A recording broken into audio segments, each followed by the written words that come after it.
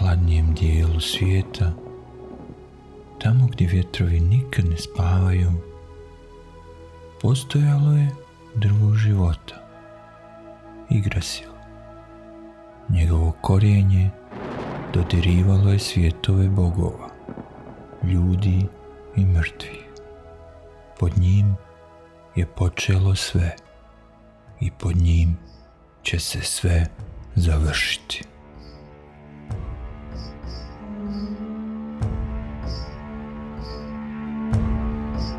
Ali jednoga dana drvo je počelo da vene. Zemlja se tresla, a bogovi su znali. Proročanstvo se približava. U podnošju Yggdrasila sjedile su 3 sudbine, Norne, koji su plele nit života. Njihove oči bile su okrenute ka nebu, a njihove ruke prema sudbini bogova. Tiho su šapnule: vrijeme je.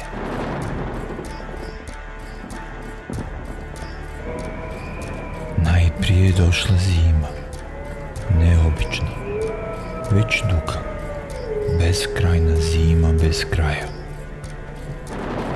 Sunce je nestalo, brat se okrenuo protiv brata, a ljudi su počeli zaboravljati bogove.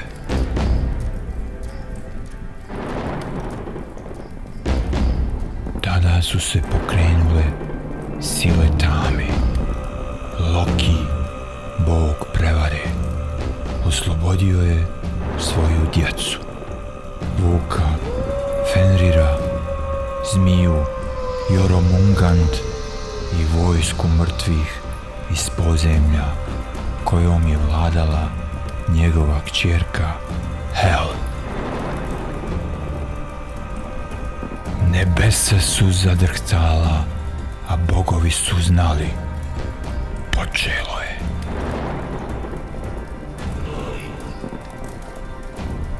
U Asgaradu Odin je pozvao svoje sinove i ratnike Valhale.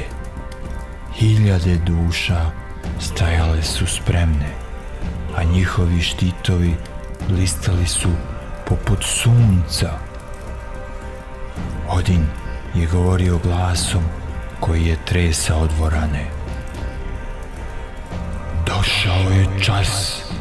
Ako je sudbina odlučila naš kraj, neka vidi da se nismo predali. Thor je stajao pored njega, stiskao čekić Mjolnir i rekao samo: neka grom bude moj posljednji udarac. U tom trenutku grom je presjekao nebo.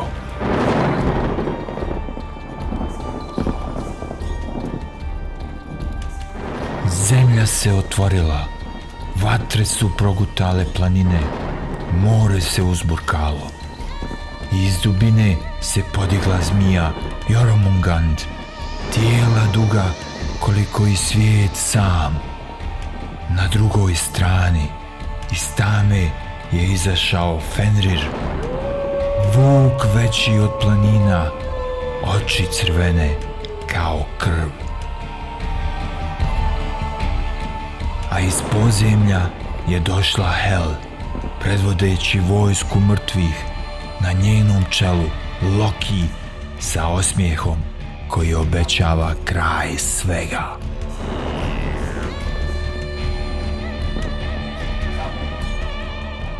Mjesto gdje će se sve završiti zvalo se Vingrid, ogromna ravnica pod sivim nebom. Bogovi su se postrojili.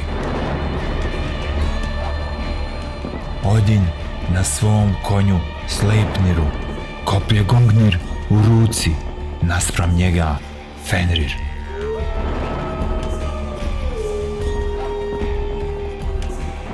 Thor se zaletio na Jormunganda.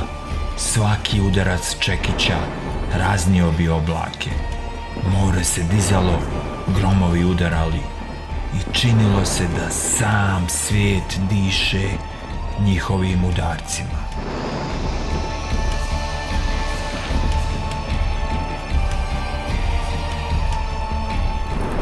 Frajer, bog svjetlosti, borio se protiv plamenog diva Surtra. Njegovi mačevi su sjevali, a planine su gorjele kao baklje.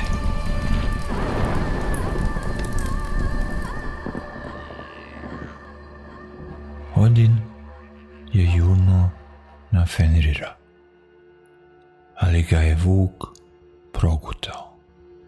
Thor je ubio zmiju, ali je i sam pao, otrovan njenim dahom. Loki se nasmejao, ali ga je Heimdall, čuvar bogova, probio kopljem i obojica su pali zajedno. Asgard se urušio, a Yggdrasil je zaplamtio u nebeskom ognju. Svjetlo se ugasila i svijet je utihnuo. Iz tame je došla tišina, a onda iskra. Jedna ptica je preletila preko mora pepela. Na mjestu gdje je stajao Yggdrasil izniklo je novo drvo. Dvoje ljudi, Lif i Liftrasil, izašli su iz skloništa i pogledali prema novom suncu. Svijet je ponovo prodisao. Iz pepela bogova rodili su se novi. Kažu da kad čuješ grom u daljini, to nije samo oluja, to je Thorov čekić, još negdje među zvijezdama, koji podsjeća svijet da čak i kraj može biti veličanstven.